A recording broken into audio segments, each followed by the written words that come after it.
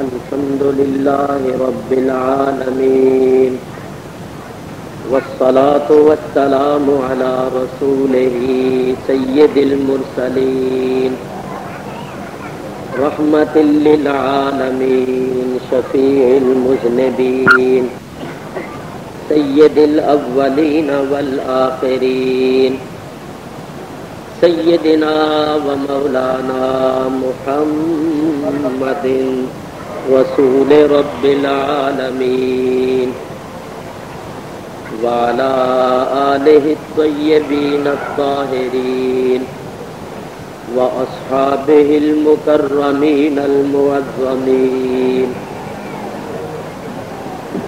أما بعد فأعوذ بالله من الشيطان الرجيم بسم الله الرحمن الرحيم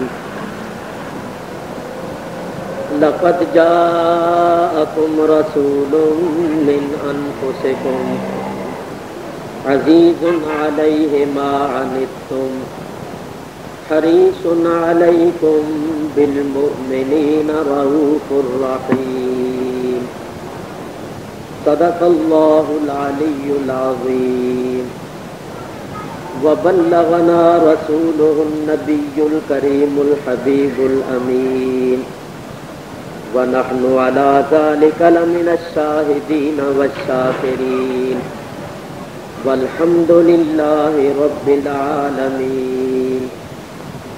دوسری پڑھیے اللہم صل علی سیدنا و مولانا محمد وعلی آل سیدنا و مولانا محمد واصحاب سیدنا و مولانا محمد وبارک وسلم.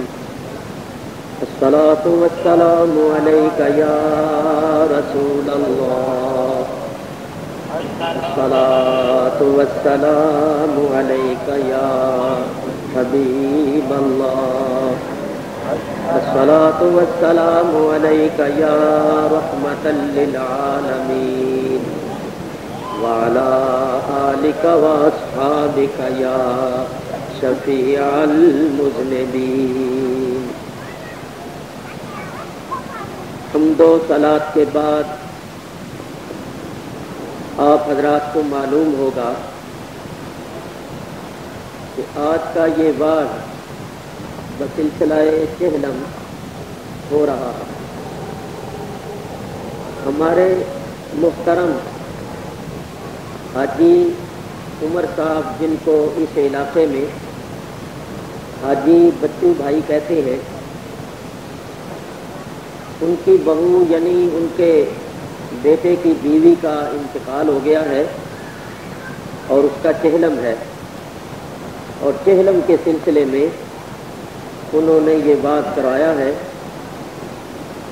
میں قلب کی گہرائیوں سے دعا کرتا ہوں کہ اللہ تبارک و تعالی مرحومہ کو جنت الفردوس نصیب فرمائے اور وہ رضا کو صبر جمیل عطا فرمائے.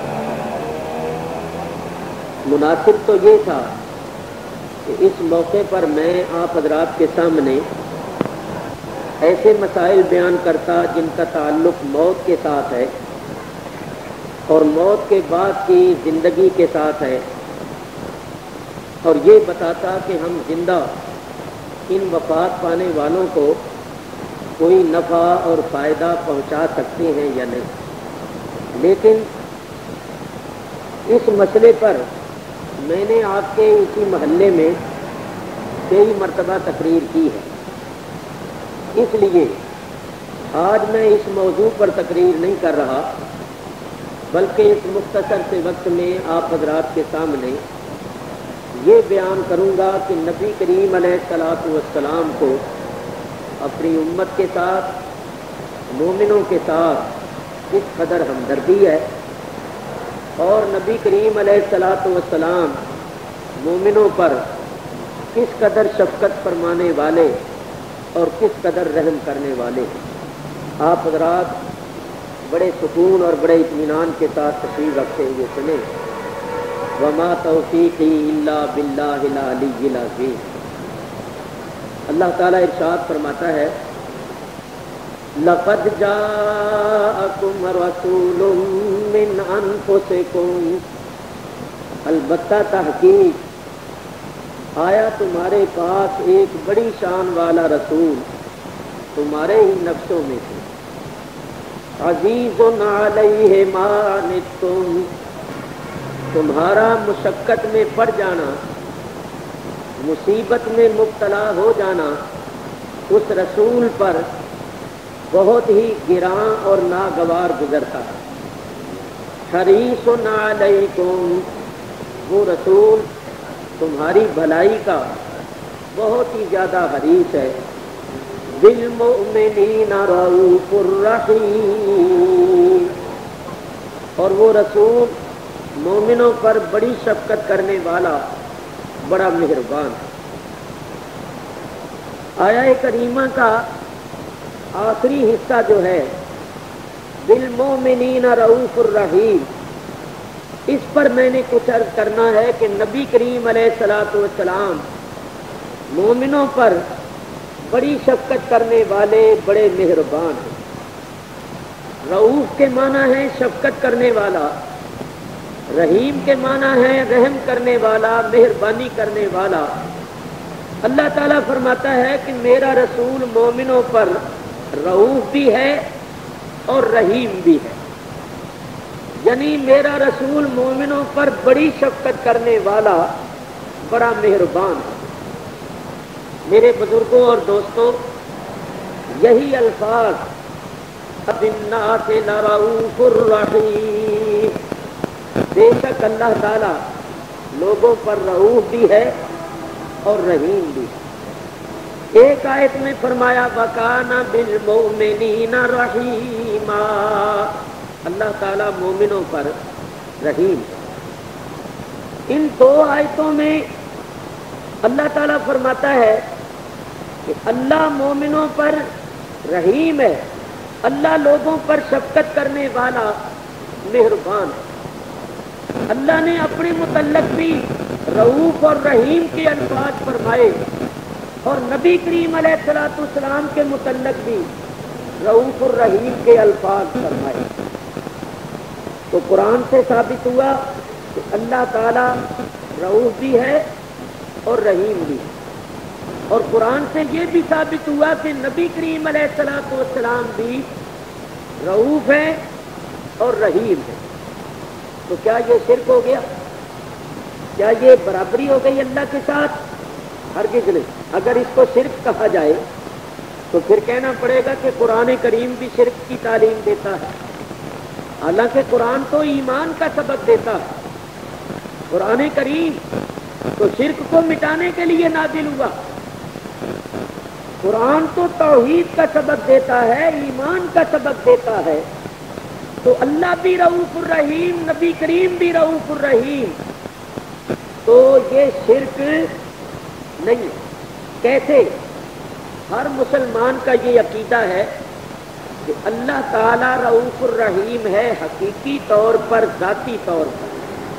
اللہ کو کسی نے رؤوف الرحیم بنایا نہیں ہے، وہ کسی کے بنانے سے رؤوف الرحیم نہیں بنا۔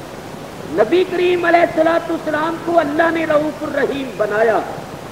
اگر اللہ آپ کو رؤوف الرحیم نہ بناتا تو آپ رؤوف الرحیم نہ ہوتے۔ ایک فرق تو یہ ہے کہ اللہ تعالیٰ کی صفتیں ذاتی ہیں اور حضور علیہ الصلوۃ والسلام کی صفتیں عطائی ہیں۔ اللہ کی عطا کی ہوئی، ذاتی اور عطائی کبھی برابر نہیں ہو سکتی۔ جب برابری نہ ہوئی تو شرک بھی نہ ہوا۔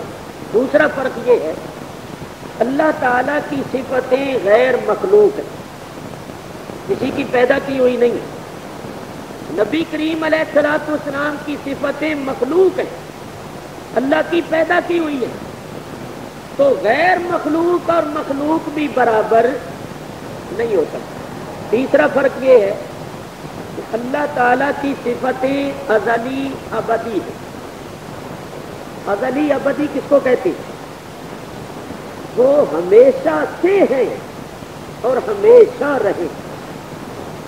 نبی کریم علیہ الصلوۃ والسلام کی صفتیں ازلی ابدی نہیں، پہلے نبی کریم علیہ الصلوۃ والسلام بھی نہیں تھے، جب آپ بھی نہیں تھے تو آپ کی صفتیں بھی نہیں تھی۔ نبی کریم علیہ الصلوۃ والسلام کی صفتیں حادث ہیں، اللہ کی صفتیں قدیم ہیں، اللہ کی صفتیں ازلی ابدی ہیں، حضور کی صفتیں ازلی ابدی نہیں۔ اور ایک فرق یہ ہے کہ اللہ تعالیٰ کی صفتیں کسی کے قبضہ و کنٹرول میں نہیں ہیں۔ نبی کریم علیہ الصلوۃ والسلام کی صفتیں اللہ تعالیٰ کے قبضہ و کنٹرول میں۔ تو اتنے فرقوں کے ہوتے ہوئے برابری نہ ہوئی، جب برابری نہ ہوئی تو شرک بھی نہ ہوا۔ لیکن بتانا یہ ہے کہ الفاظ رؤوف الرحیم ایک، وہ الفاظ اللہ نے اپنی شان میں فرمائے، وہی الفاظ اللہ نے اپنے حبیب کی شان میں فرمائے۔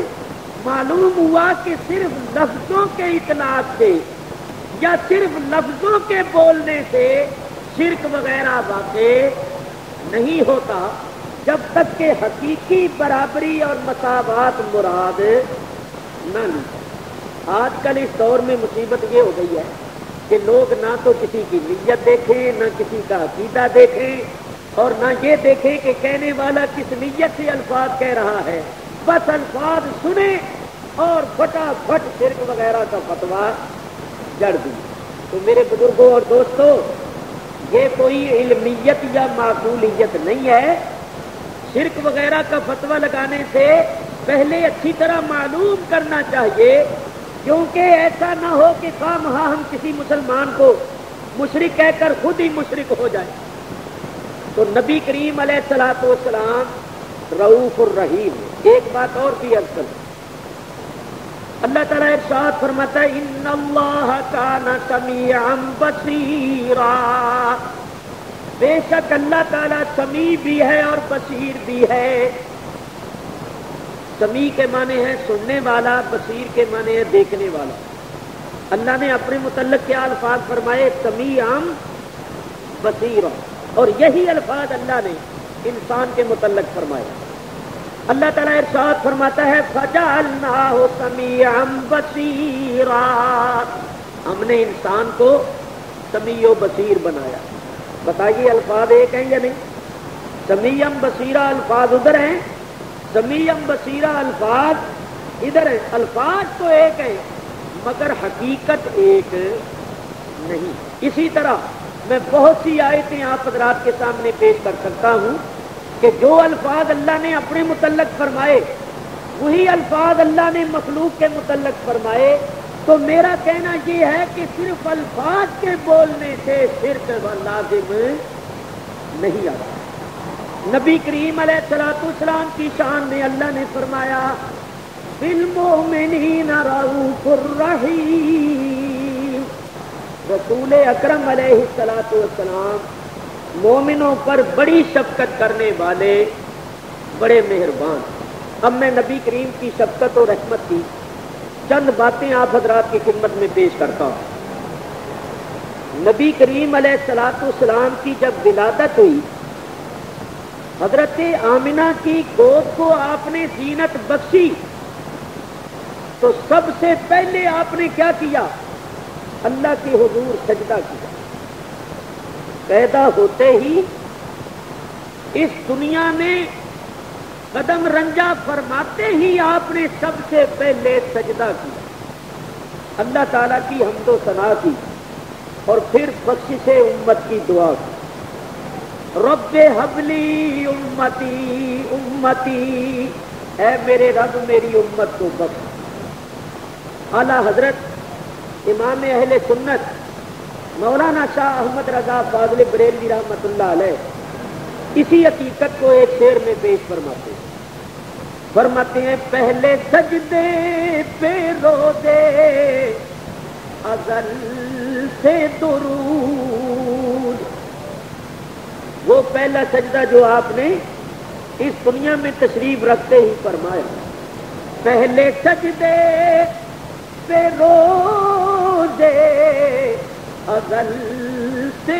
درود، یادگاری یہ امت پہ لاکھوں سلام، یادگاری یہ امت پہ لاکھوں سلام.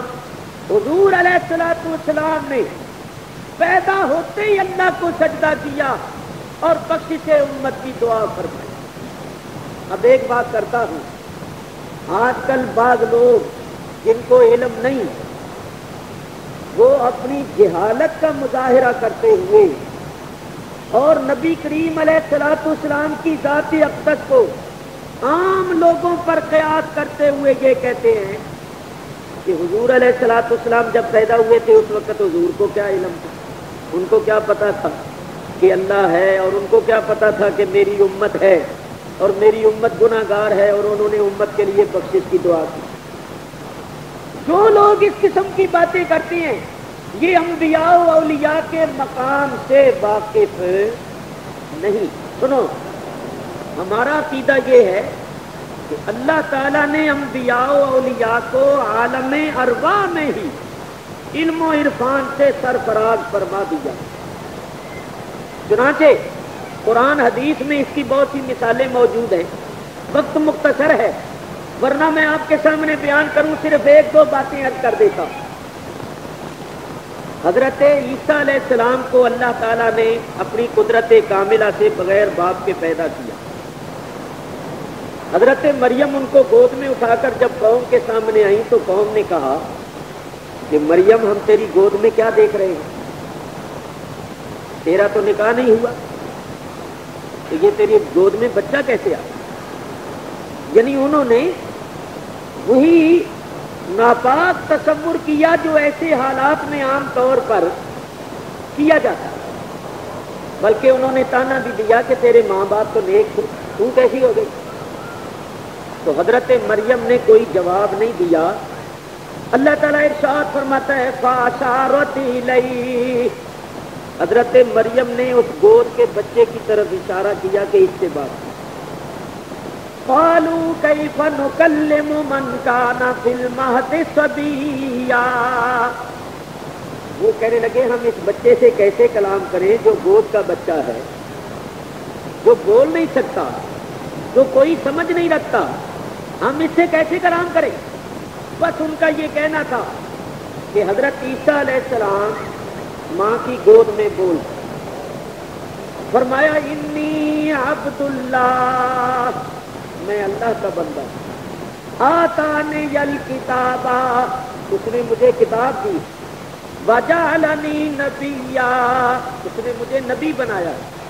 وجعلنی مبارکا اینما کنت واوصانی بالصلاۃ والزکاۃ ما دمت حیا، اور اس نے مجھے برکت والا بنایا ہے جہاں بھی میں رہوں، اور اس نے مجھے نماز پڑھنے اور زکوٰۃ دینے کی تاکید کی ہے جب تک میں زندہ رہوں. آگے بھی کلام ہے مگر میں اسی پر اکتفا کرتے ہوئے اس کا مطلب آپ حضرات کی خدمت میں پیش کرتا.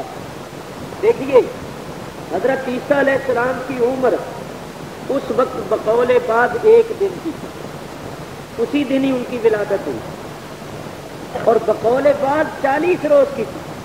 چلیے اگر 40 روز کی بھی عمر ہو تو ابھی حضرت عیسیٰ علیہ السلام کسی مکتب میں نہیں گئے تھے، کسی سے کچھ پڑھا نہیں تھا، کوئی سنا نہیں تھا.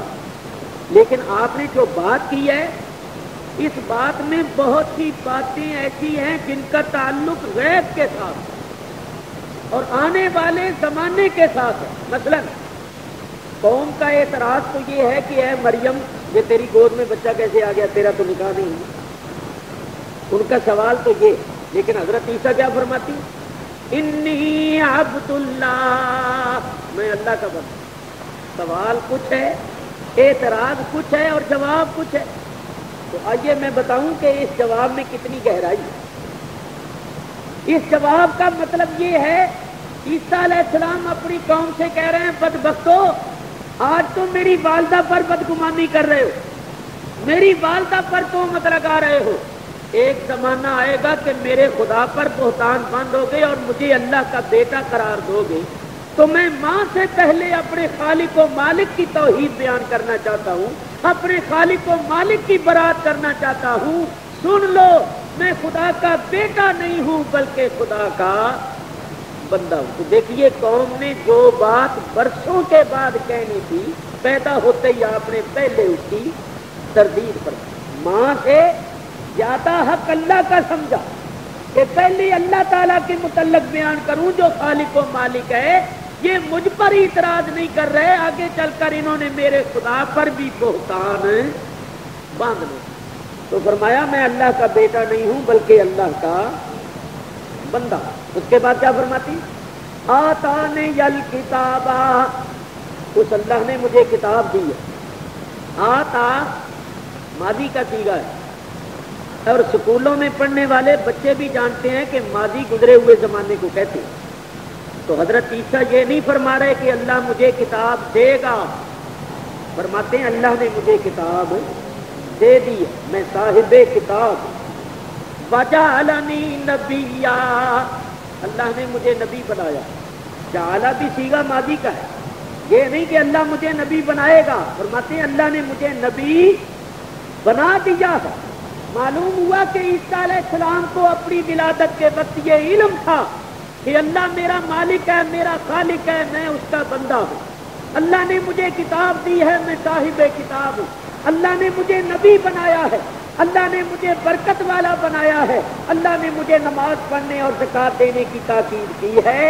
आगे फरमाते हैं वबर्रम बिवालिदती, मैं अपनी वालिदा के साथ नेक सलूक करने वाला हूँ, बदबख्त नहीं हूँ। अल्लाह ने अपनी कुदरत से मुझे बगैर बाप के पैदा किया है। तो अगर ईसा अलैहिस्सलाम को पैदा होते ही इतना इल्म था तो फिर सैयदुल अंबिया की क्या शान।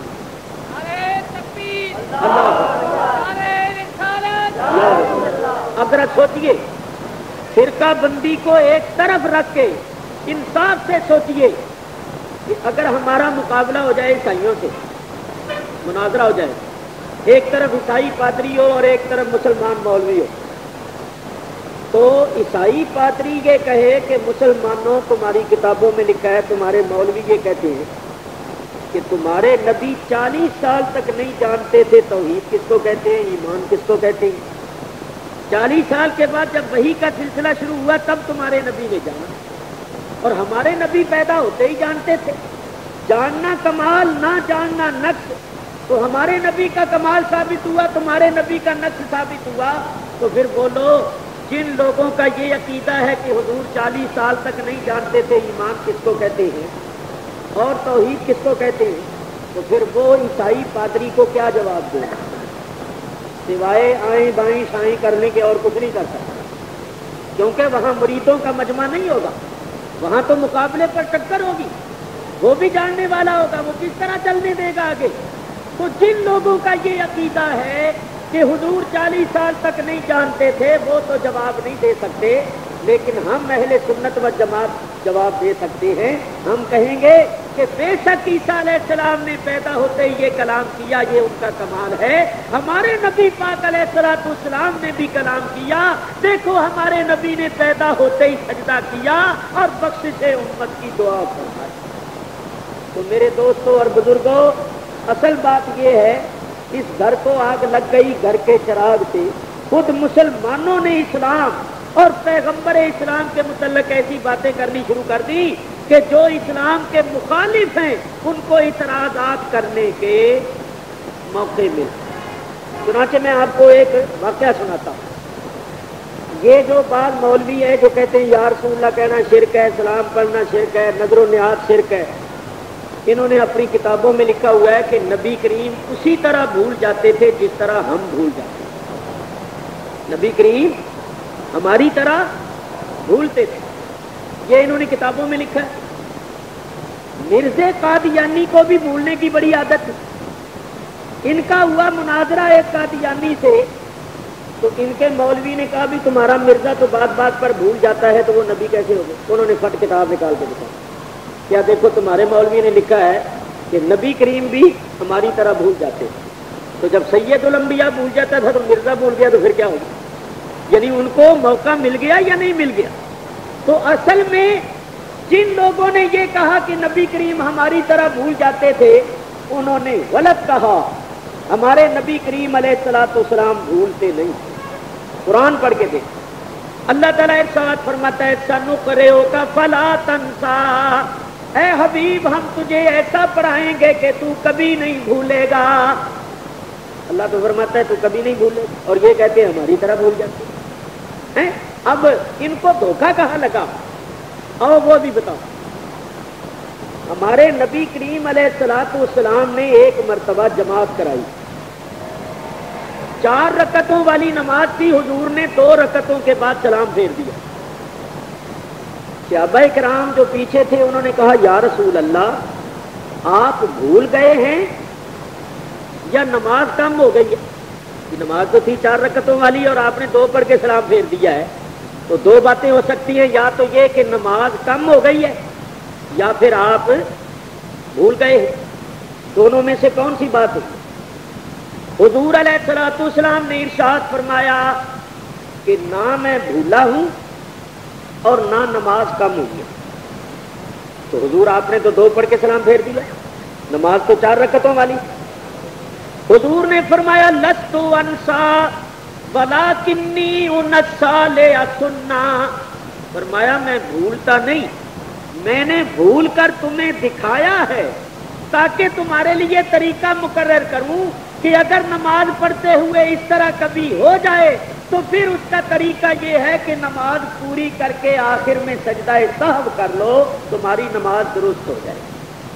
تو حضور نے فرمایا میں بھولتا نہیں بلکہ بھول کر تمہیں دکھاتا ہوں تاکہ تمہارے لیے طریقہ مقرر کروں۔ اس کو سمجھنے کے لیے یوں سمجھو کہ استاد جو ہوتا ہے نا وہ بعض مرتبہ جان بوجھ کے غلط عبارت لکھتا ہے اور طالب علم سے کہتا ہے کہ بتا اس میں کیا غلطی ہے، اس عبارت کو درست کر۔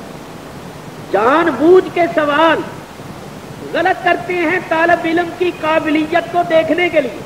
ہم بھی جب پڑھتے تھے تو ہمارے استاد غلط عبارت لکھ کے کہتے تھے بتاؤ اس عبارت میں کوئی غلطی ہے یا نہیں، اور اگر ہے تو کون سی ہے، اس کو درست کرو۔ اس طرح سکھانا مقصود ہوتا ہے۔ تو اب اگر کوئی جاہل استاد کی لکھی ہوئی غلط عبارت کو دیکھے جو اس نے سکھانے کے لیے تعلیم کے لیے لکھی ہے، تو وہ یہ نتیجہ نکال لے کہ جس کو خود عبارت لکھنی نہیں آتی یہ مجھے کیا پڑھائے، یہ تو خود ہی جاہل۔ تو جو ایسا نتیجہ نکالے گا ہم کہیں گے کہ وہ خود جاہل ہے، اس نے اصل بات کو سمجھا نہیں۔ استاد نے جان بوجھ کے غلط عبارت اس لیے لکھی ہے تاکہ وہ اپنے شاگرد کو سکھائے کہ غلط عبارت کو درست کس طرح کیا جاتا ہے۔ بولو ہم نے نماز میں بھولنا تھا یا نہیں؟ بھول جاتے ہیں یا نہیں؟ تو اگر نبی کریم ہمارے لیے کوئی طریقہ مقرر نہ کرتے تو پھر ہم کیا کرتے؟ حضور نے فرمایا میں بھولتا نہیں بلکہ تمہیں بھول کر دکھاتا ہوں کہ اگر تم سے بھول ہو جائے تو پھر تم ایسا کر لیا۔ تو اصل میں آپ کو کیا بتاؤں، ہم لوگ چونکہ دن رات یہ کتابیں پڑھتے ہیں مختلف مکتب فکر کے لوگوں کی، تو ہمیں افسوس ہوتا ہے، حیرت ہوتی ہے، اور اس کی وجہ اصل میں یہ ہے کہ یہ جو لوگ کتابیں لکھتے ہیں نا انہوں نے باقاعدہ کسی استاد اور کسی ماہر فن سے علم حاصل نہیں کیا ہو۔ لکل فن رجال، ہر فن کے کچھ لوگ ہوتے ہیں، جب تک اس فن کے ماہروں سے علم حاصل نہ کیا جائے علم نہیں آتا۔ مثلا انگریزی میں ڈاکٹری کی کتابیں، ڈاکٹری کی جتنی کتابیں ہیں وہ سب انگریزی میں، تو اگر کوئی انگریزی دان جو انگریزی جانتا ہو BA MA کر لے اور پھر ڈاکٹری راہ گزر کو خبر نہ ہو، پل سے اتارو راہ گزر کو خبر نہ ہو، جبریل پر بچھائیں تو پر کو خبر نہ ہو، اس طرح پار لگاؤ کہ جبریل پر بچھائیں تو پر کو خبر نہ ہو۔ اللہ۔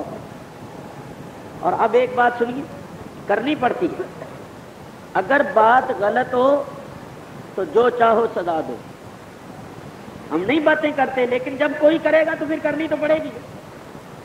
ابھی چند روز پہلے آ کے کراچی میں ایک مولوی آیا ہوا تھا راول پنڈی سے، جس نے دھوکہ دینے کے لیے ایک جماعت بنائی ہے سواد اہل سنت۔ سواد اعظم اہل، یعنی یہ جو ملتان میں ہوئی ہے نا سنی کانفرنس، اس کی وجہ سے یہ لوگ بوکھلا گئے۔ اس مولوی نے ایک کتاب لکھی ہے، اس کے استاد کی تقریریں ہیں، درس ہے، اس نے جمع کیا ہے اور کتاب چھپائی ہے۔ اس کتاب کے اندر لکھا ہوا ہے، اس کے استاد کی بات ہے، لکھی اس نے۔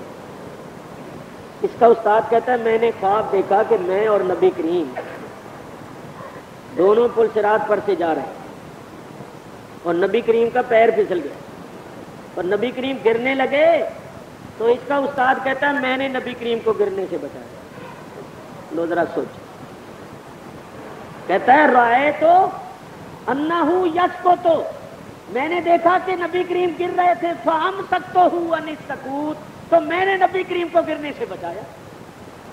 اگر یہ 14ویں صدی کا ملا نہ بچاتا تو حضور بولو کہاں گرتے؟ نیچے تو ہے دوزخ۔ اور 14ویں صدی کے ملا کا پاؤں تو نہ پھسلے اور نبی کریم کا پھسل جائے جو سید الانبیاء۔ تو یہ لوگ اس قسم کی گستاخیاں اور بے ادبیاں کرتے ہیں، جس کی وجہ سے ہم ان سے اختلاف رکھتے ہیں، ورنہ ہمیں ان سے کوئی ذاتی پرخاص نہیں۔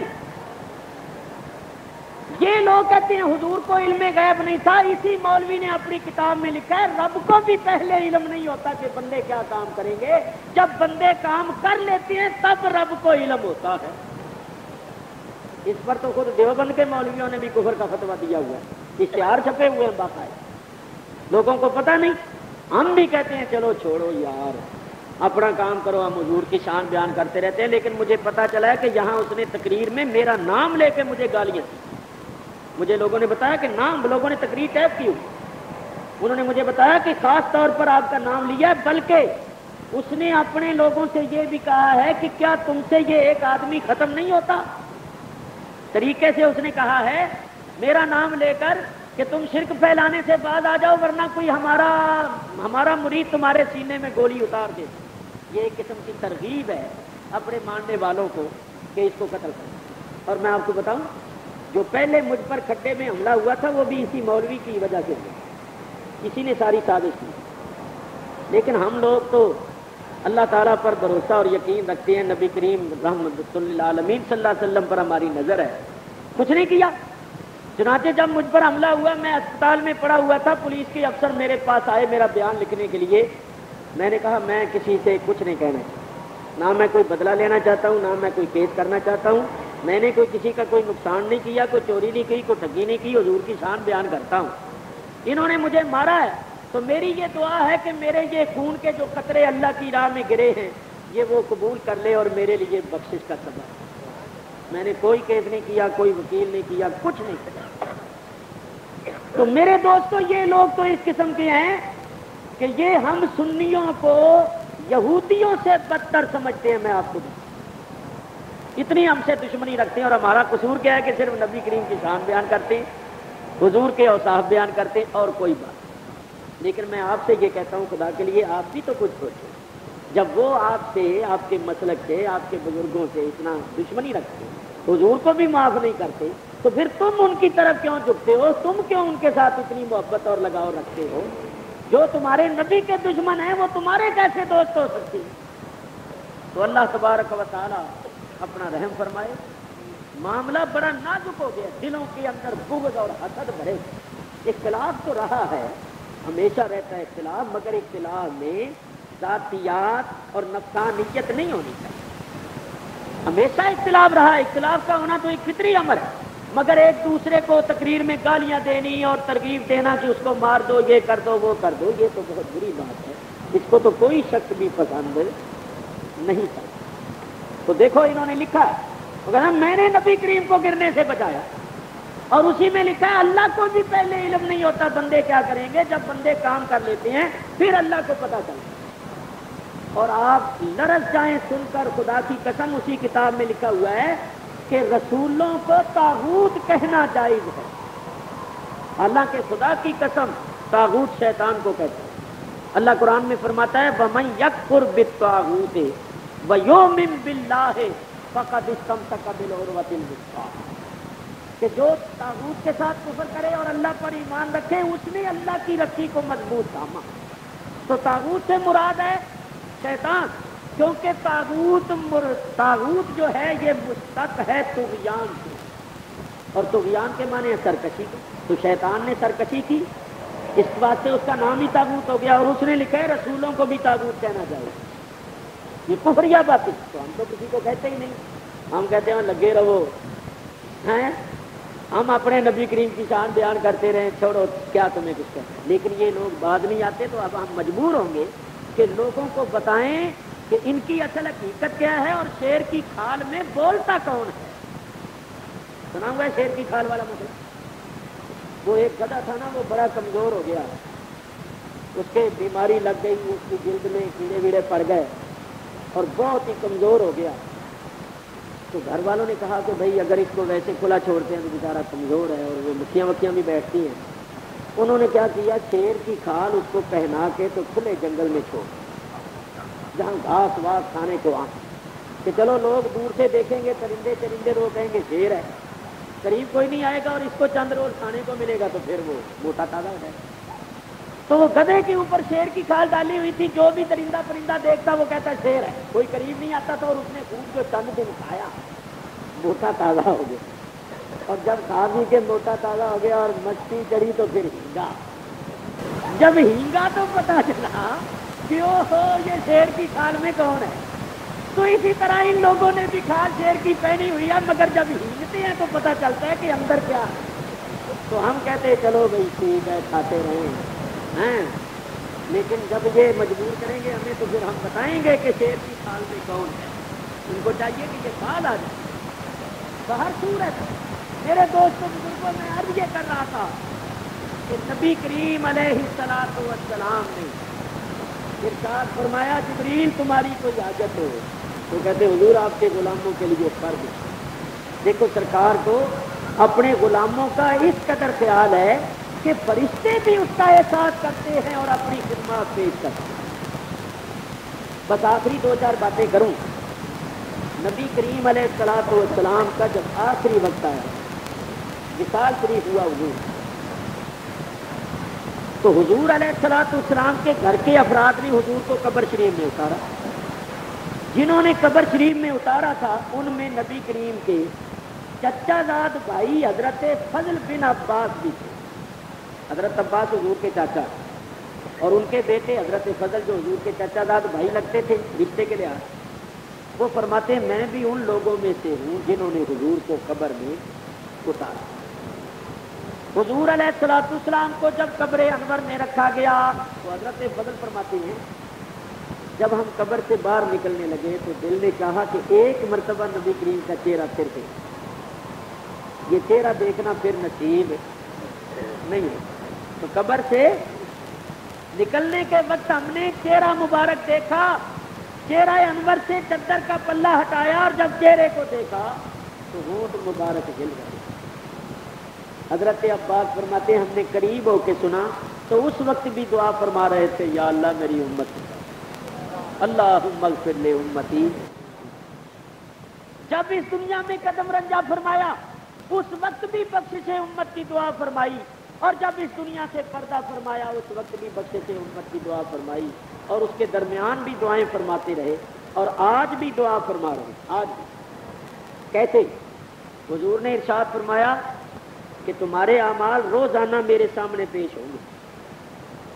حضور نے فرمایا میری امت کے اعمال روزانہ میرے سامنے پیش ہوں گے، تو فرمایا میں اپنی امت کے اچھے اعمال کو اللہ کی بارگاہ میں پیش کر کے فخر کروں کہ یا اللہ دیکھ میری امت نے کتنے اچھے اچھے عمل، اچھے عملوں کو پیش کر کے فرمایا میں فخر کروں گا، اور تمہارے برے عملوں کو دیکھ کر میں تمہارے لیے استغفار کروں گا، بخشش کی دعا کروں گا۔ آج بھی دعا فرما رہے، اور کل قیامت کے دن جبکہ ماں بیٹے کو بھول جائے گی، اور شوہر بیوی کو فراموش کر دے، اور دوست ایک دوسرے کے دشمن بن جائیں گے، نفسی نفسی کا عالم ہوگا، سب کو اپنی پڑی ہوئی ہوگی، اس وقت بھی نبی کریم علیہ الصلوۃ والسلام دامن رحمت پھیلا کے امتی امتی پکارتے اور چین سے نہیں بیٹھیں گے جب تک اس امت کا بیڑا پار نہیں کرتے۔ تو میرے بزرگوں حضور کو اپنی امت سے کتنا پیار، کتنی ہمدردی ہے،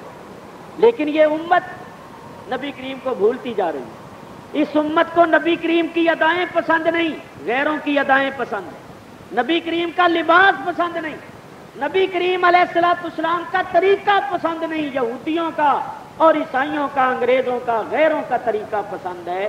یہ کس قدر افسوس کی بات ہے، ہمارے نبی جتنے ہم پر مہربان ہیں، جس قدر ہم پر کریم ہیں، ہمیں تو چاہیے تھا کہ چاہے دنیا کچھ سے کچھ ہو جاتی، کتنا انقلاب آ جاتا، مگر ہم اپنے نبی کے طریقے کو نہ چھوڑیں، نبی کے طریقے کو، نبی کی تعلیم کو اپنی جان سے بھی زیادہ پیارا سمجھیں۔ ہمارے حضرت پیر و مرشد رحمت اللہ علیہ ایک بات فرمایا کرتے تھے، بات تو سادی سی ہے مگر ہے بڑی سبق کا موضوع۔ دیکھو سکھ جو ہیں، سکھ یہ کیا میٹرک پاس نہیں کرتے؟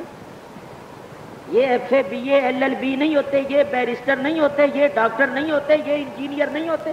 بولو ہوتے ہیں کہ نہیں؟ یہ کالج کی چار دیواری میں جاتے ہیں یا نہیں جاتے ہیں؟ ان پر انگریزی تہذیب کا اثر کیوں نہیں ہوتا؟ کیا بات؟ سکھ بی اے ہو جائے، ایم اے ہو جائے، کچھ ہو جائے، وہ اپنے گرو کا طریقہ نہیں چھوڑتا، نہ وہ سر کے بال منڈوائے گا، نہ داڑھی منڈوائے گا، نہ مونچھیں، نہ ہیں۔ حالانکہ ان کا گرو نہ کوئی نبی نہ کوئی ولی، وہ درویش آدمی تھا جی، چاروں طرف کے بال بڑھ گئے، مجذوبیت سی تھی۔ اب ساری قوم کے لیے وہ ایک طریقہ اور قانون ہی بن گیا۔ اچھے برے کی بات نہیں، بتانا یہ ہے کہ ان کو اپنے گرو سے اتنا لگاؤ، اتنی محبت ہے کہ اگر کسی سکھ سے آپ کہیں نا سردار جی داڑھی منڈا دو، تو وہ لڑنے مرنے کے لیے تیار ہو جائے گا کہ تو نے مجھے یہ کہا کہ، ٹھیک ہے یا نہیں؟ انگلینڈ میں چلے جائیں، وہاں بھی اپنے طریقے کو نہیں چھوڑتے۔ تو سکھوں کو دیکھو اپنے گرو سے کتنا پیار ہے، وہ اپنے گرو کے طریقے کو نہیں چھوڑتے۔ اور ہمارے مسلمانوں کا یہ حال ہے کہ اچھے بھلے نوجوان کالج کی چار دیواری میں جاتے ہی کھڑے ہو کے پیشاب کرنا شروع کر دیتے ہیں۔ پتہ نہیں ان پر اتنی جلدی کیوں اثر ہو جاتا ہے، یہ کیا بات؟ چنانچہ وہ ضلع ساہیوال کا ایک چودھری تھا، زمیندار، ان پڑھ آدمی تھا، مگر زمین بڑی تھی، آمدنی بڑی۔ لوگوں نے کہا چودھری صاحب زمانہ ترقی کر گیا، اب اپنے بچے کو پڑھاؤ۔ بچے کو اس نے بٹھا دیا اسکول، اس نے جناب پرائمری، مڈل، میٹرک، پھر کالج میں جا کے بی اے ہو گیا۔ جب لڑکے نے بی اے پاس کر لیا تو چودھری صاحب نے دیگے ویگے چڑھائی، خوشی کہ لڑکا بی اے پاس کر کے آیا، اور دعوت دی سارے گاؤں کو کہ آؤ بھائی کھاؤ۔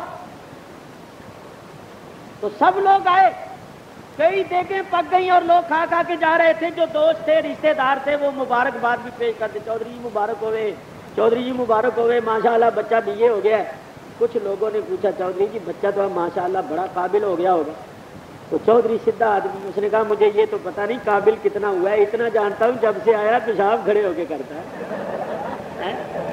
اس نے کہا یہ تو مجھے پتہ نہیں کہ قابل کتنا ہوا ہے اور فاضل کتنا ہوا ہے، اتنا جانتا ہوں جدوں دا آیا ہے موتر داخل ہو گیا۔ اپنی وجہ ہے تو ہمارے لڑکوں کو پتہ نہیں کیا ہو جاتا ہے، یہ چاہتے ہی ایک دم بدل جاتے ہیں۔ بھائی خدا کے بندو، اپنے نبی کریم علیہ الصلوۃ والسلام کے طریقے کو اپنی جان سے بھی عزیز سمجھو۔ خدا کی قسم، نبی پاک کی غلامی کرنے والا، اتباع کرنے والا، آپ کے طریقے کو اختیار کرنے والا اللہ کا محبوب بن جاتا ہے۔ فرمایا فاتبعونی یحببکم اللہ، میری اتباع کرو، میری اداؤں کے سانچے میں ڈل جاؤ، اللہ تم سے پیار کرنے لگے۔ بس یہ آخری بات کر کے گفتگو ختم کرتا ہوں۔ ابھی انشاءاللہ العزیز کل پرسوں سے یہاں مجلسیں شروع ہو ہی رہی ہیں۔ گھانچی پاڑے میں ابھی مجھے پتہ چلا اسٹیج وغیرہ بن گیا ہے، تو کل کا دن ہے، پرسوں شاید چاند ہو جائے تو پرسوں سے ہی شروع ہو جائیں گی۔ تو ایک بات کرتا ہوں، جہاں دیکھو نبی کریم کی اتباع کرنے والا اللہ کا پیارا کیسے بن جاتا ہے، یہ بات توجہ سے سنو۔ اس بات کو مولانا روم رحمت اللہ علیہ نے مثنوی شریف کے اندر بڑے پیارے انداز میں سمجھایا۔ مولانا روم فرماتے ہیں، مولانا روم کی یہ عادت ہے کہ جب کوئی مسئلہ سمجھانا ہوتا ہے تو پہلے کوئی حکایت بیان کرتے ہیں، اس حکایت کو بیان کر کے جو نتیجہ نکالتے ہیں وہ ان کی مراد ہوتا ہے۔ تو مولانا نے بڑی پیاری بات بیان فرماتے ہیں کہ کسی نے مجنوں کو دیکھا کہ وہ ہرن کا منہ چوم رہا، ہرن سے پیار کر رہا ہے۔ دیکھنے والے نے کہا مجنوں میاں یہ ہرن سے کیوں پیار کر رہے ہو؟ کہنے لگا اس لیے کہ اس کی آنکھیں لیلا جیسی، یہ بات لکھ کے مولانا جو نتیجہ نکالتے ہیں وہ سن. فرماتے ہیں مجنو کو پیار تھا لیلا سے، ہرن پر اس لیے پیار آیا کہ اس کی آنکھیں لیلا جیسی لگی. تو فرماتے ہیں بلا تشبیہ اللہ کو بھی اپنے حبیب سے پیار ہے، اللہ کو اپنے حبیب سے پیار ہے. اسی حبیب کی خاطر اللہ نے یہ کل کائنات پیدا کی. تو اللہ فرماتا ہے لوگوں ہمیں تو اپنے حبیب سے پیار ہے، اور اگر تم چاہتے ہو کہ ہم تم سے بھی پیار کرنے لگیں تو تم ہمارے حبیب کی اداؤں کے سانچے میں ڈھل جاؤ. جیسے ہمارے حبیب کے بال ہیں ویسے بال بنا لو، جیسے ان کی شکل ہے ویسے شکل بنا لو، جیسا ان کا لباس ہے ویسے لباس پہنو. یعنی چلنا پھرنا اٹھنا بیٹھنا سب ہمارے حبیب کے طریقے کے مطابق کر لو، پھر تم پر بھی پیار آنے لگے گا. مولانا فرماتے ہیں اگر مجنو کو اس ہرن پر پیار آ جاتا ہے جس کی آنکھیں لیلا سے ملتی جلتی ہوتی ہیں، تو اللہ کو اس مومن پر پیار آتا ہے جس کی ادائیں مصطفیٰ سے ملتی ہیں. تو بھئی اللہ کے پیارے بن جاؤ گے اگر سرکار کی غلامی کرو اور دو جہانوں میں کامیاب، یہاں بھی اور وہاں بھی. اور نہیں تو دو جہانوں میں خسارہ ہے. اس وقت تو شاید ہم اس کو اتنی اہمیت نہ دیں، مگر مرنے کے بعد پھر اہمیت دیں گے. پھر اللہ تعالیٰ سے کہیں گے یا اللہ اگر ایک مرتبہ تو دوبارہ دنیا میں بھیج دے نا تو پھر ہم کبھی گناہ ہمیشہ نیکی سچے مسلمان بن کے رہیں. اس وقت ہم کہیں گے، مگر اس وقت ہماری یہ درخواست منظور نہیں ہوگی. اس وقت موقع ہے کچھ کر لو. دنیا کو نہ دیکھو، دنیا کے رسم و رواج کو نہ دیکھو. اس دنیا نے نہ تمہارا ساتھ دینا ہے نہ رسم و رواج نے تمہارا ساتھ دینا ہے. اس کو دیکھو جس نے دو جہانوں میں ساتھ دینا ہے اور کرم کرنا ہے، تو وہ ہے نبی کریم علیہ الصلوۃ والسلام. تو میں نے آپ کے سامنے سرکار کی شان رحمت کا ذکر کیا ہے تاکہ اس شان رحمت اور ذکر رحمت کی برکت سے اس مرحومہ پر بھی رحمت ہو جائے جس کے چیلم کے سلسلے میں یہ جلسہ ہوا ہے. میں پھر دعا کرتا ہوں کہ اللہ تعالیٰ اس کو اپنے جوار رحمت میں جگہ دے. زندگی میں جو غلطیاں کوتاہیاں اس سے ہوئی ہیں اللہ اپنے فضل سے معاف فرمائے، اور اللہ تعالیٰ اس کے وہ رسا اور لواحقین کو صبر جمیل عطا فرمائے. انشاءاللہ ہم سلام کے بعد دعا مانگیں گے تو فاتحہ خوانی بھی کریں گے. گھر والوں نے مرحومہ کی روح کو ثواب پہنچانے کے لیے گھر میں کلمہ کلام ذکر اذکار کیا ہے، تو 21 مرتبہ قرآن شریف ختم ہوا ہے. گھر والوں نے 21 مرتبہ قرآن شریف ختم کیا ہے اور 10,000 مرتبہ کلمہ شریف پڑھا ہے. تو انشاءاللہ العزیز تلاوت قرآن شریف اور ذکر کلمہ شریف کا ثواب بھی مرحومہ کی روح کو بخش دیا جائے گا. اور کیا بات ہے؟ اچھا، یہ ہمارے حاجی صاحب پرانے ہمارے دوستوں میں سے ہے. جب سے میں کراچی میں آیا ہوا ہوں 21 سال ہو رہے ہیں، اس وقت سے ان سے دوستی اور محبت. اور یہ داڑھی بھی انہوں نے اسی طرح ہی رکھی ہے، پہلے نہیں تھی. تو اب تو اللہ کا بڑا فضل ہو گیا، یعنی پرانے ہمارے دوستوں میں سے ہیں جن کے ساتھ شروع سے ہماری محبت ہے، اور اس محبت میں کوئی فرق نہیں آیا بلکہ زیادہ ہی ہوئی ہے اللہ کے فضل. تو ان کی بھی فرمائش ہے اور ایک ہی رکا بھی آیا تھا کہ نعت شریف ضرور سنو، وہی پنجابی نعت. اچھا لو، دونوں کی فرمائش بھی مل گئی. حضرت پیر سید میر علی شاہ صاحب گولڑوی رحمۃ اللہ علیہ کی وہ نعت شریف ہے جو آپ نے ذوق شوق کے عالم میں ارشاد فرمائی تھی. تو اس کے میں چند اشعار سنا دیتا ہوں، آپ نعت شریف سن لیں، اس کے بعد سلام پڑھ کے دعائے خیر میں شریک ہو کے جائیں. درود شریف پڑھ لو ایک مرتبہ. اللہم صلی علی سیدنا مولانا محمد وعلی آل سیدنا مولانا محمد واصحاب سیدنا مولانا محمد مبارک وسلم صلاۃ و سلام علیک یا رسول اللہ.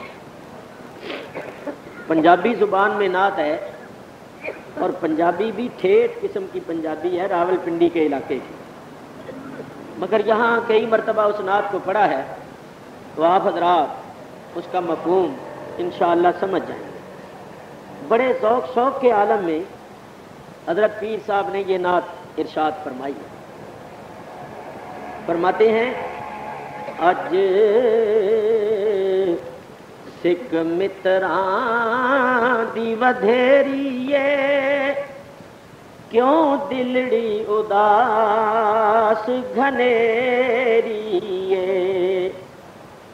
اج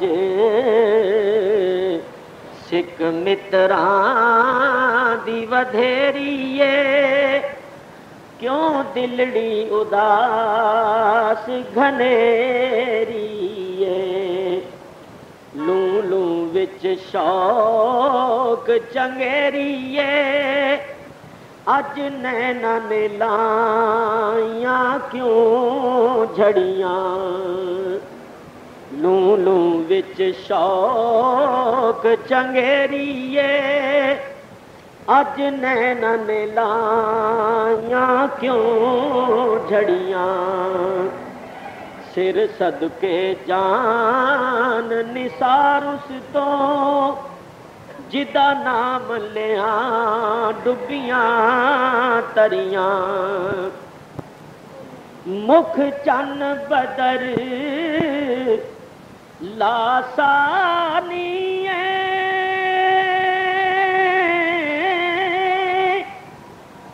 متھے چمکے لات نورانی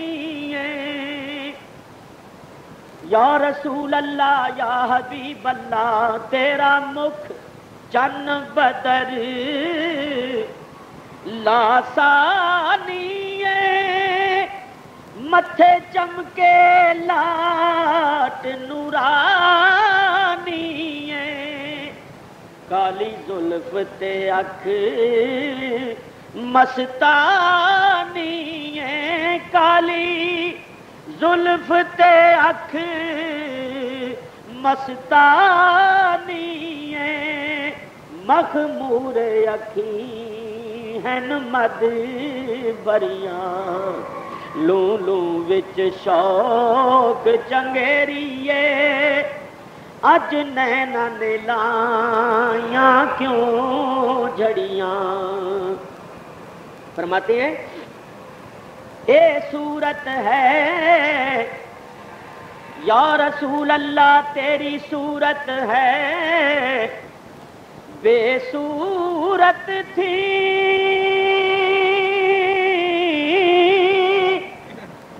بے صورت ظاہر صورت تھی محبوبہ تیری صورت ہے او محبوبہ تیری صورت ہے بے صورت تھی بے صورت ظاہر صورت تھی او بے رنگ دسے اس مورت تھی دیکھو بے رنگ دسے اس مورت تھی او بے رنگ دسے اس مورت تھی وچ وحدت پھٹیاں جد کلیاں وچ وحدت پھٹیاں جد گھڑیاں لوں لوں وچ شوق چنگیریے اج نینا نے لائیاں کیوں جھڑیاں شعر ہے جس کا جواب نہیں فرماتے ہیں تیری صورت نو او محبوبہ تیری صورت نو میں جانا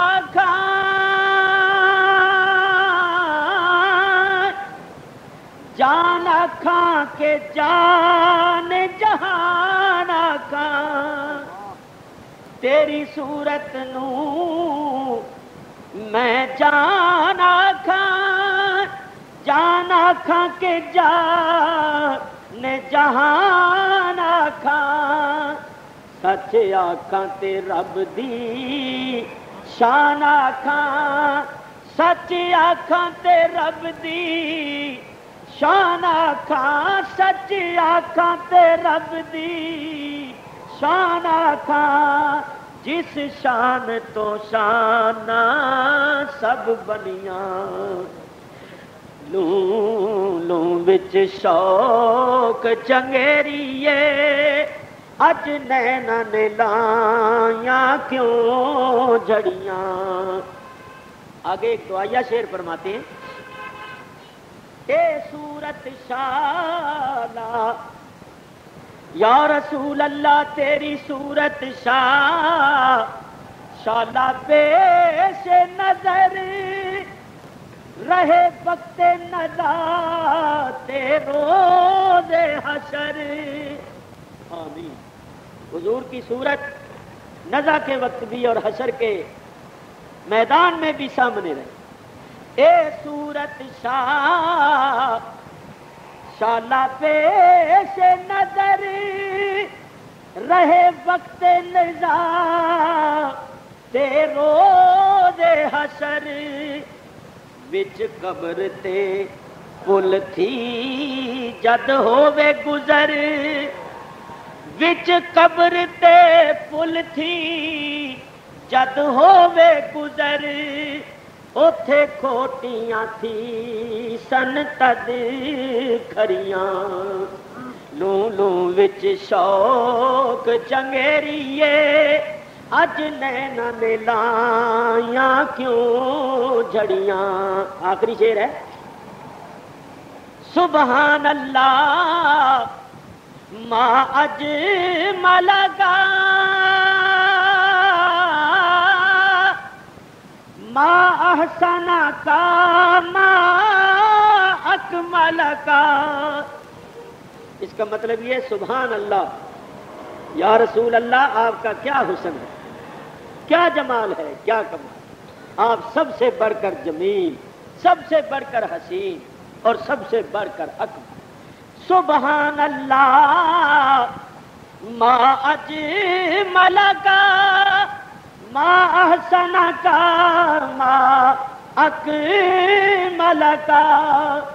کتھے میرے علی کتھے تیری ثنا کتھے میرے علی کتھے تیری ثنا کتھے میرے علی کتھے تیری ثنا گستاخ اکھیاں کتھے جا لڑیاں لوں لوں وچ شوق چنگیریے اج نینا نے لایاں کیوں جھڑیاں.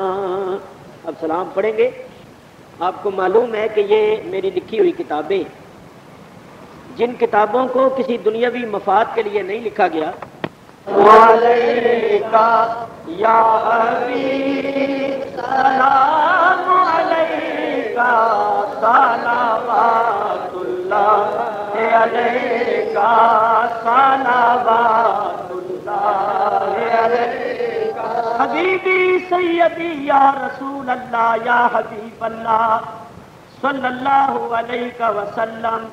آپ رحمتوں کے تاج والے دو جہاں کی راہ گزر کو خبر نہ ہو پل سے اتارو راہ گزر کو خبر نہ ہو جبریل پر بچھائیں تو پر کو خبر نہ ہو.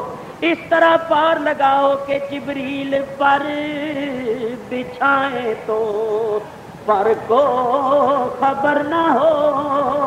اللہ. اور اب ایک بات سنیے کرنی پڑتی ہے.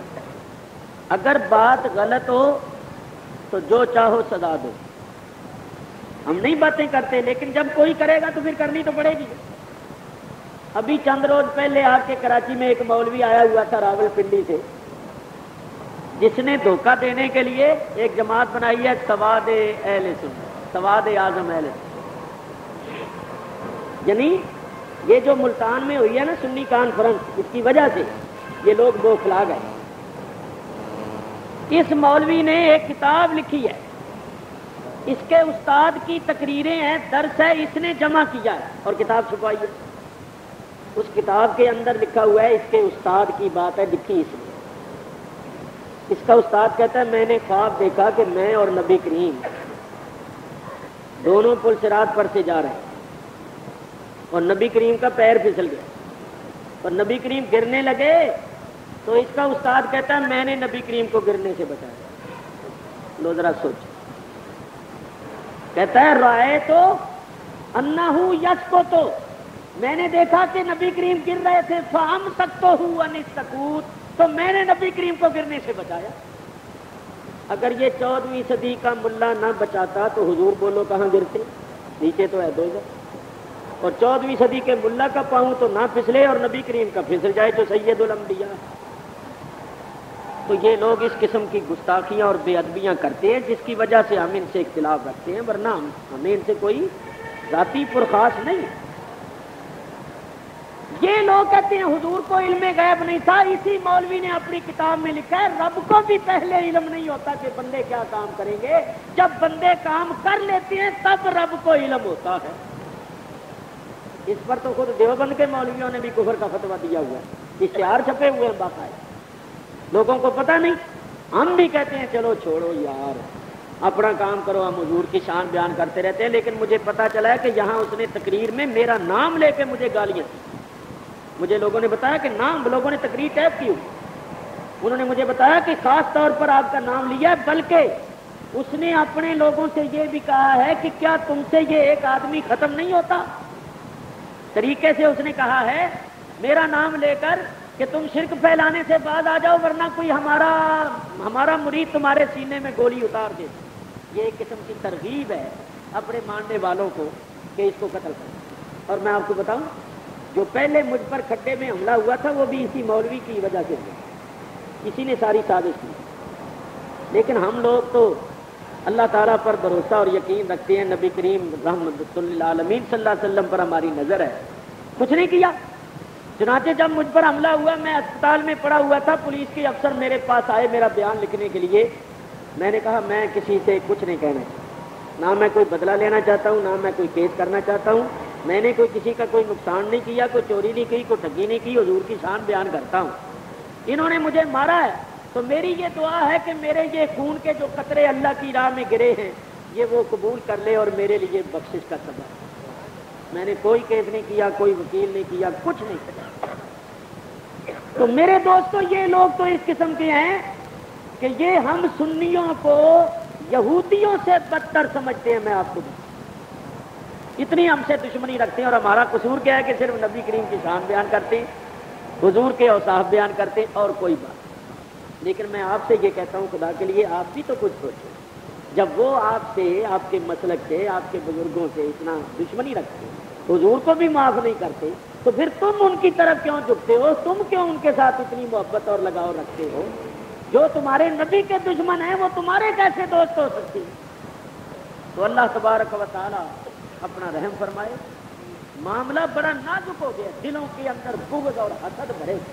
اختلاف تو رہا ہے، ہمیشہ رہتا ہے اختلاف، مگر اختلاف میں ذاتیات اور نفسانیت نہیں ہونی چاہیے۔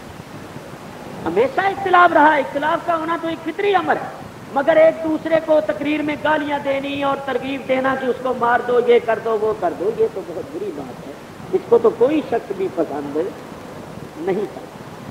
تو دیکھو انہوں نے لکھا ہے مگر میں نے نبی کریم کو گرنے سے بچایا، اور اسی میں لکھا ہے اللہ کو بھی پہلے علم نہیں ہوتا بندے کیا کریں گے، جب بندے کام کر لیتے ہیں پھر اللہ کو پتا چلتا ہے۔ اور آپ لرز جائیں سن کر، خدا کی قسم اسی کتاب میں لکھا ہوا ہے کہ رسولوں کو طاغوت کہنا جائز ہے، حالانکہ خدا کی قسم طاغوت شیطان کو کہتے ہیں۔ اللہ قرآن میں فرماتا ہے وَمَن يَكْفُرْ بِالطَّاغُوتِ وَيُؤْمِن بِاللَّهِ فَقَدِ اسْتَمْسَكَ بِالْعُرْوَةِ الْوُثْقَىٰ، کہ جو طاغوت کے ساتھ کفر کرے اور اللہ پر ایمان رکھے اس نے اللہ کی رسی کو مضبوط تھاما۔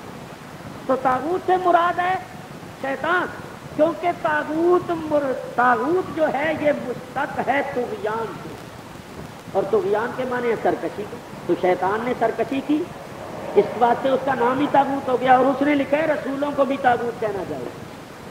یہ کفریہ بات ہے، تو ہم تو کسی کو کہتے ہی نہیں، ہم کہتے ہیں لگے رہو ہیں، ہم اپنے نبی کریم کی شان بیان کرتے رہیں، چھوڑو کیا تمہیں کچھ کہتے ہیں۔ لیکن یہ لوگ بعد نہیں آتے، تو اب ہم مجبور ہوں گے کہ لوگوں کو بتائیں کہ ان کی اصل حقیقت کیا ہے اور شیر کی کھال میں بولتا کون ہے۔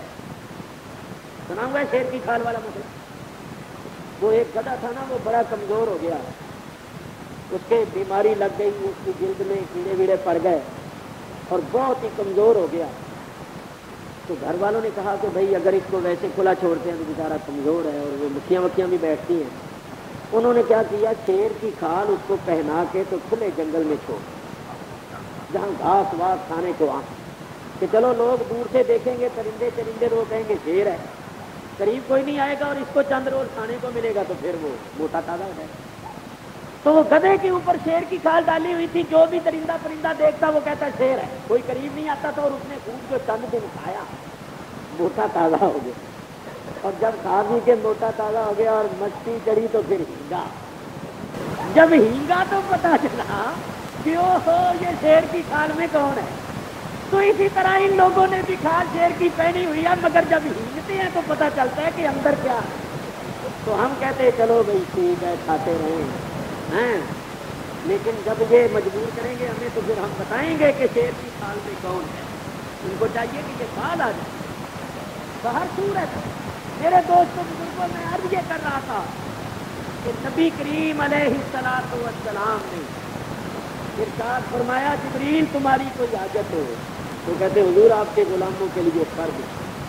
دیکھو سرکار کو اپنے غلاموں کا اس قدر خیال ہے کہ فرشتے بھی اس کا احساس کرتے ہیں اور اپنی خدمات پیش کرتے ہیں۔ بس آخری دو چار باتیں کروں۔ نبی کریم علیہ الصلوۃ والسلام کا جب آخری وقت آیا وصال شریف ہوا حضور، تو حضور علیہ الصلوۃ والسلام کے گھر کے افراد نے حضور کو قبر شریف میں اتارا۔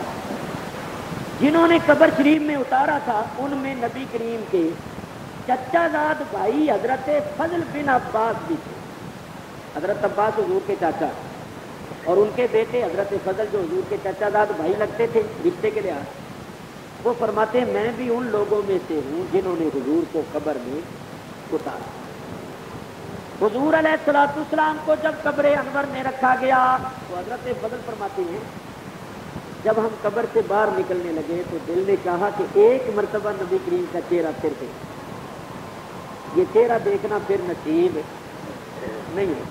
تو قبر سے نکلنے کے وقت ہم نے چہرہ مبارک دیکھا، چہرہ انور سے چادر کا پلہ ہٹایا اور جب چہرے کو دیکھا تو ہونٹ مبارک ہل گئے۔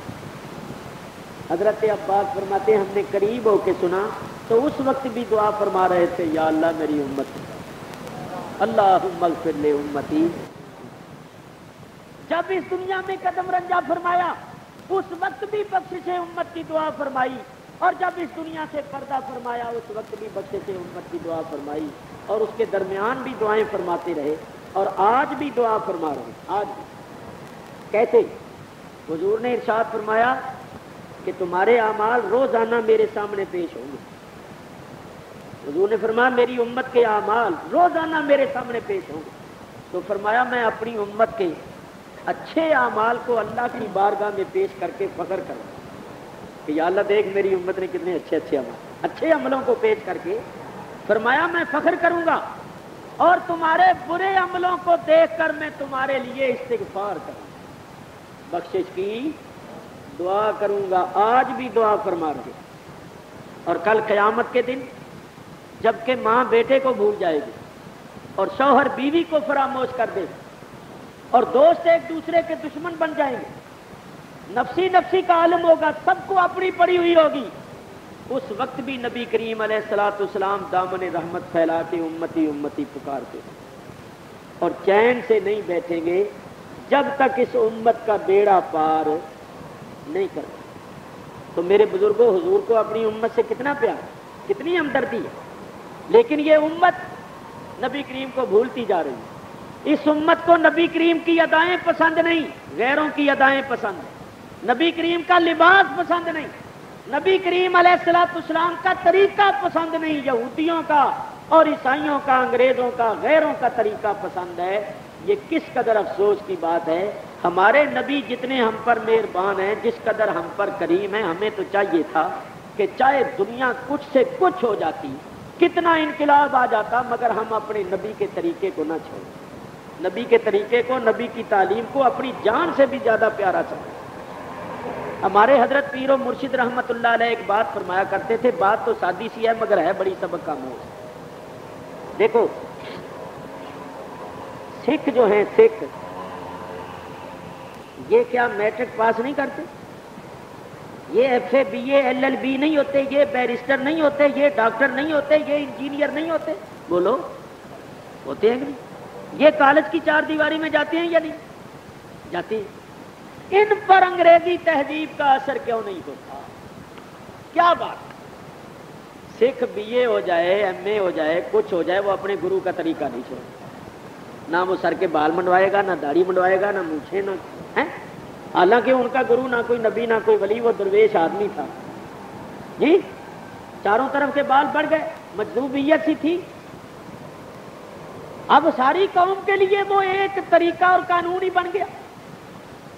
اچھے برے کی بات نہیں، بتانا یہ ہے کہ ان کو اپنے گرو سے اتنا لگاؤ، اتنی محبت ہے کہ اگر کسی سکھ سے آپ کہیں نا سردار جی داڑھی منڈا دو، تو وہ لڑنے مرنے کے لیے تیار ہو جائے گا کہ تو نے مجھے یہ کہا کہ، ٹھیک ہے یا نہیں؟ انگلینڈ میں چلے جائیں، وہاں بھی اپنے طریقے کو نہیں چھوڑتے۔ تو سکھوں کو دیکھو اپنے گرو سے کتنا پیار ہے، وہ اپنے گرو کے طریقے کو نہیں چھوڑتے۔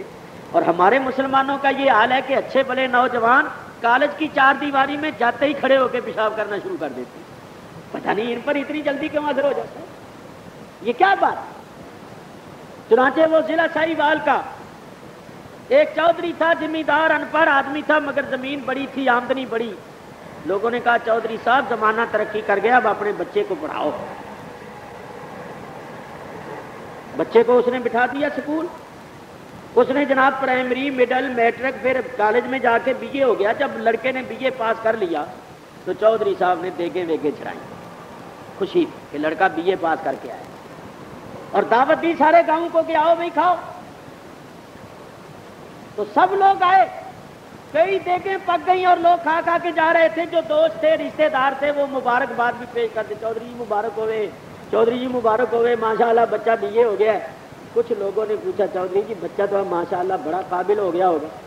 تو چودھری سیدھا آدمی، اس نے کہا مجھے یہ تو پتہ نہیں قابل کتنا ہوا ہے، اتنا جانتا ہوں جب سے آیا پیشاب کھڑے ہو کے کرتا ہے۔ اس نے کہا یہ تو مجھے پتہ نہیں کہ قابل کتنا ہوا ہے اور فاضل کتنا ہوا ہے، اتنا جانتا ہوں جدوں دا آیا ہے موتر داخل ہو گیا۔ یہ اپنی وجہ ہے۔ تو ہمارے لڑکوں کو پتہ نہیں کیا ہو جاتا ہے، یہ جاتے ہی ایک دم بدل جاتے ہیں۔ بھائی خدا کے بندو، اپنے نبی کریم علیہ الصلوۃ والسلام کے طریقے کو اپنی جان سے بھی عزیز سمجھو۔ خدا کی قسم، نبی پاک کی غلامی کرنے والا، اتباع کرنے والا، آپ کے طریقے کو اختیار کرنے والا اللہ کا محبوب بن جاتا ہے۔ فرمایا فاتبعونی یحببکم اللہ، میری اتباع کرو، میری اداؤں کے سانچے میں ڈل جاؤ، اللہ تم سے پیار کرنے لگے۔ بس یہ آخری بات کر کے گفتگو ختم کرتا ہوں۔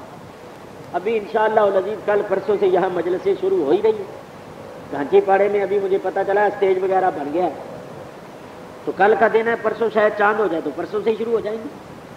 تو ایک بات کرتا ہوں، جہاں دیکھو نبی کریم کی اتباع کرنے والا اللہ کا پیارا کیسے بن جاتا ہے، یہ بات توجہ سے سنو۔ اس بات کو مولانا روم رحمت اللہ علیہ نے مثنوی شریف کے اندر بڑے پیارے انداز میں سمجھایا۔ مولانا روم فرماتے ہیں، مولانا روم کی یہ عادت ہے کہ جب کوئی مسئلہ سمجھانا ہوتا ہے تو پہلے کوئی حکایت بیان کرتے ہیں، اس حکایت کو بیان کر کے جو نتیجہ نکالتے ہیں وہ ان کی مراد ہوتا ہے۔ تو مولانا نے بڑی پیاری بات بیان فرماتے ہیں کہ کسی نے مجنوں کو دیکھا کہ وہ ہرن کا منہ چوم رہا، ہرن سے پیار کر رہا ہے۔ دیکھنے والے نے کہا مجنوں میاں یہ ہرن سے کیوں پیار کر رہے ہو؟ کہنے لگا اس لیے کہ اس کی آنکھیں لیلا جیسی۔ یہ بات لکھ کے مولانا جو نتیجہ نکالتے ہیں وہ سن، فرماتے ہیں مجنوں کو پیار تھا لیلا سے، ہرن پر اس لیے پیار آیا کہ اس کی آنکھیں لیلا جیسی لگی۔ تو فرماتے ہیں بلا تشبیہ اللہ کو بھی اپنے حبیب سے پیار، اللہ کو اپنے حبیب سے پیار ہے، اسی حبیب کی خاطر اللہ نے یہ کل کائنات پیدا کی۔ تو اللہ فرماتا ہے لوگوں ہمیں تو اپنے حبیب سے پیار ہے، اور اگر تم چاہتے ہو کہ ہم تم سے بھی پیار کرنے لگیں تو تم ہمارے حبیب کی اداؤں کے سانچے میں ڈھل جاؤ۔ جیسے ہمارے حبیب کے بال ہیں ویسے بال بنا لو، جیسے ان کی شکل ہے ویسے شکل بنا لو، جیسا ان کا لباس ہے ویسے لباس پہنو، یعنی چلنا پھرنا اٹھنا بیٹھنا سب ہمارے حبیب کے طریقے کے مطابق کر لو، پھر تم پر بھی پیار آنے لگے گا۔ مولانا فرماتے ہیں اگر مجنوں کو اس ہرن پر پیار آ جاتا ہے جس کی آنکھیں لیلا سے ملتی جلتی ہوتی ہیں، تو اللہ کو اس مومن پر پیار آتا ہے جس کی ادائیں مصطفیٰ سے ملتی ہیں۔ تو بھئی اللہ کے پیارے بن جاؤ گے اگر سرکار کی غلامی کرو اور دو جہانوں میں کامیاب، یہاں بھی اور وہاں بھی، اور نہیں تو دو جہانوں میں خسارہ ہے۔ اس وقت تو شاید ہم اس کو اتنی اہمیت نہ دیں، مگر مرنے کے بعد پھر اہمیت دیں گے۔ پھر اللہ تعالیٰ سے کہیں گے یا اللہ اگر ایک مرتبہ تو دوبارہ دنیا میں بھیج دے نا تو پھر ہم کبھی گناہ ہمیشہ نیکی سچے مسلمان بن کے رہیں۔ اس وقت ہم کہیں گے، مگر اس وقت ہماری یہ درخواست منظور نہیں ہوگی۔ اس وقت موقع ہے، کچھ کر لو، دنیا کو نہ دیکھو، دنیا کے رسم و رواج کو نہ دیکھو۔ اس دنیا نے نہ تمہارا ساتھ دینا ہے، نہ رسم و رواج نے تمہارا ساتھ دینا ہے۔ اس کو دیکھو جس نے دو جہانوں میں ساتھ دینا ہے اور کرم کرنا ہے، تو وہ ہے نبی کریم علیہ الصلوۃ والسلام۔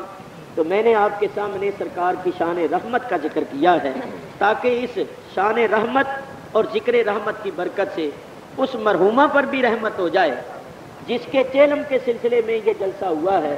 میں پھر دعا کرتا ہوں کہ اللہ تعالیٰ اس کو اپنے جوار رحمت میں جگہ دے۔ زندگی میں جو غلطیاں کوتاہیاں اس سے ہوئی ہیں اللہ اپنے فضل سے معاف فرمائے، اور اللہ تعالیٰ اس کے وہ رسا اور لواحقین کو صبر جمیل عطا فرمائے۔ انشاءاللہ ہم سلام کے بعد دعا مانگیں گے تو فاتحہ خوانی بھی کریں گے۔ گھر والوں نے مرحومہ کی روح کو ثواب پہنچانے کے لیے گھر میں کلمہ کلام ذکر اذکار کیا ہے، تو 21 مرتبہ قرآن شریف ختم ہوا ہے۔ گھر والوں نے 21 مرتبہ قرآن شریف ختم کیا ہے اور 10,000 مرتبہ کلمہ شریف پڑھا ہے۔ تو انشاءاللہ العزیز یہ تلاوت قرآن شریف اور ذکر کلمہ شریف کا ثواب بھی مرحومہ کی روح کو بخش دیا جائے گا۔ اور کیا بات ہے؟ اچھا، یہ ہمارے حاجی صاحب پرانے ہمارے دوستوں میں سے ہے۔ جب سے میں کراچی میں آیا ہوا ہوں 21 سال ہو رہے ہیں، اس وقت سے ان سے دوستی اور محبت، اور یہ داڑھی بھی انہوں نے اسی طرح ہی رکھی ہے، پہلے نہیں تھی۔ تو اب تو اللہ کا بڑا فضل ہو گیا، یعنی پرانے ہمارے دوستوں میں سے ہیں جن کے ساتھ شروع سے ہماری محبت ہے، اور اس محبت میں کوئی فرق نہیں آیا بلکہ زیادہ ہی ہوئی ہے اللہ کے فضل سے۔ تو ان کی بھی فرمائش ہے، اور ایک ہی رکا بھی آیا تھا کہ نعت شریف ضرور سنو، وہی پنجابی نعت۔ اچھا لو، دونوں کی فرمائش بھی مل گئی۔ حضرت پیر سید میر علی شاہ صاحب گولڑوی رحمۃ اللہ علیہ کی وہ نعت شریف ہے جو آپ نے ذوق شوق کے عالم میں ارشاد فرمائی تھی، تو اس کے میں چند اشعار سنا دیتا ہوں، آپ نعت شریف سن لیں، اس کے بعد سلام پڑھ کے دعائے خیر میں شریک ہو کے جائیں۔ درود شریف پڑھ لو ایک مرتبہ۔ اللہم صلی علی سیدنا مولانا محمد وعلی آل سیدنا مولانا محمد واصحاب سیدنا مولانا محمد مبارک وسلم صلاۃ و سلام علیک یا رسول اللہ۔ پنجابی زبان میں نعت ہے، اور پنجابی بھی ٹھیٹھ قسم کی پنجابی ہے، راول پنڈی کے علاقے کی، مگر یہاں کئی مرتبہ اس نعت کو پڑھا ہے تو آپ حضرات اس کا مفہوم انشاءاللہ سمجھ جائیں گے۔ بڑے ذوق شوق کے عالم میں حضرت پیر صاحب نے یہ نعت ارشاد فرمائی ہے۔ فرماتے ہیں اج سکھ متراں دی ودھیریے کیوں دلڑی اداس گھنیریے، اج سکھ متراں دی ودھیریے کیوں دلڑی اداس گھنیریے،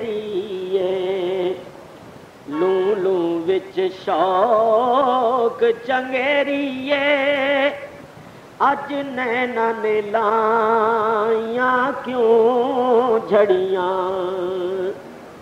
لوں لوں وچ شوق چنگیریے اج نینا نے لائیاں کیوں جھڑیاں، سر صدقے جان نثار اس تو جدا نام لیاں ڈبیاں تریاں، مکھ چن بدر لاسانی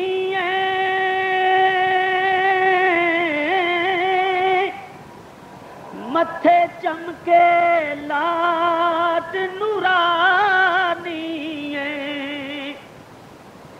یا رسول اللہ یا حبیب اللہ تیرا مکھ چن بدر لاسانی متھے چمکے لاٹ نورانی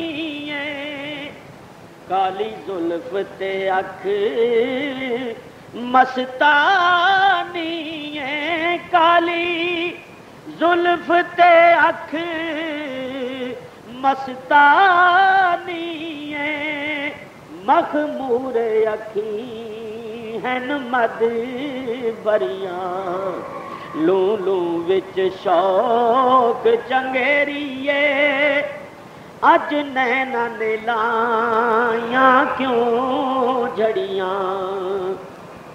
فرماتے ہیں اے صورت ہے یا رسول اللہ تیری صورت ہے بے صورت تھی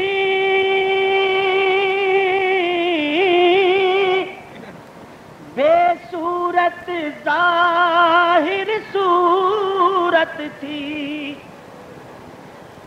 محبوبہ تیری صورت ہے او محبوبہ تیری صورت ہے بے صورت تھی بے صورت ظاہر صورت تھی او بے رنگ دسے اس مورت تھی دیکھو بے رنگ دسے اس مورت تھی او بے رنگ دسے اس مورت تھی وچ وحدت پھٹیاں جد کلیاں وچ وحدت پھٹیاں جد گھڑیاں لوں لوں وچ شوق چنگیریے اج نینا نے لائیاں کیوں جھڑیاں شعر ہے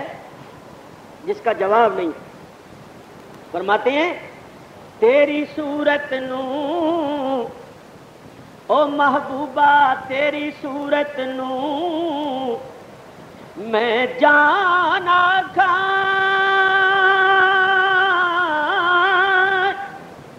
جانا کھاں کے جان جہان کھاں تیری صورت نو میں جانا کھاں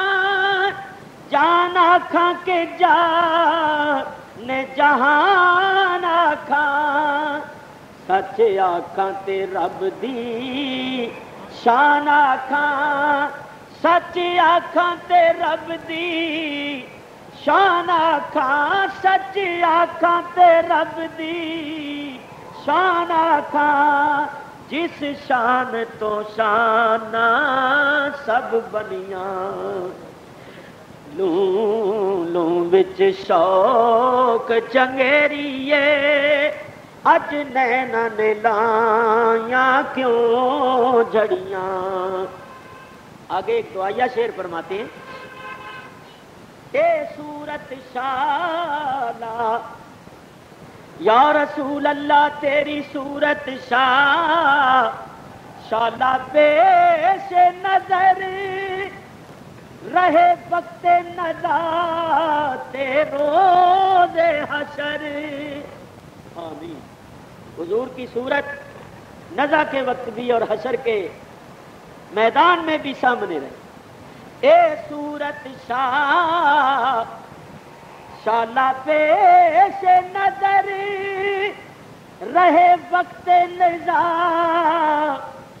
روز حشر وچ قبر تے پل تھی جد ہووے گزر وچ قبر تے پل تھی جد ہووے گزر اوتھے کھوٹیاں تھی سن تد کھریاں لوں لوں وچ شوق چنگیریے اج نینا نے لائیاں کیوں جھڑیاں آخری شعر ہے سبحان اللہ ما اجمل کا ما احسن کا ما اکمل کا. اس کا مطلب یہ سبحان اللہ، یا رسول اللہ آپ کا کیا حسن ہے، کیا جمال ہے، کیا کمال. آپ سب سے بڑھ کر جمیل، سب سے بڑھ کر حسین اور سب سے بڑھ کر اکمل. سبحان اللہ ما اجمل کا ما احسن کا ما اکمل کا. کتھے میرے علی کتھے تیری ثنا، کتھے میرے علی کتھے تیری ثنا، کتھے میرے علی کتھے تیری ثنا. گستاخ اکھیاں کتھے جا لڑیاں، لوں لوں وچ شوق جنگیریے، اج نینا نے لایاں کیوں جھڑیاں. اب سلام پڑھیں گے. آپ کو معلوم ہے کہ یہ میری لکھی ہوئی کتابیں، جن کتابوں کو کسی دنیاوی مفاد کے لیے نہیں لکھا گیا. علیکہ یا حبیب سلام علیکہ صلوات اللہ علیکہ صلوات اللہ علیکہ. حبیبی سیدی یا رسول اللہ یا حبیب اللہ صلی اللہ علیہ وسلم، آپ رحمتوں کے تاج والے، دو جہاں